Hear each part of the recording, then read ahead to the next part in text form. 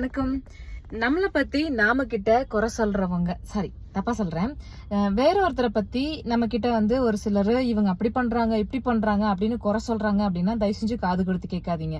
ஏன் அப்படி நான் சொல்றேன் அப்படின்னா, உங்ககிட்ட இன்னொருத்தரை பத்தி குறை சொல்ற அதே நபர் உங்களை பற்றி வேறொரு நபர்கிட்ட குறை சொல்வதற்கான அதிகமான சாத்தியம் இருக்கேன்னு அவங்களோட இயல்பு. அது அவங்க அதை மாத்திக்க முடியாது. அதுக்கு ஒரு கதை கூட சொல்லுவாங்க. ஒரு முனிவர் ஆத்துக்குள்ள தத்தளிச்சிட்டு இருந்தா ஒரு தேளை புடிச்சு வெளியில விடுறதுக்காக அவரு முயற்சி பண்ணாராம். அவரோட சீடர்கள் ஒரு குச்சி எடுத்து கொடுக்குறாரு. அந்த முனிவர் அந்த தேளை புடிச்சு வெளியே விடுறாரு. இந்த மாதிரி ட்ரை பண்றாரு. அப்ப அந்த தேள் என்ன பண்ணதா முனிவரோட கையை கொட்டிருச்சான்.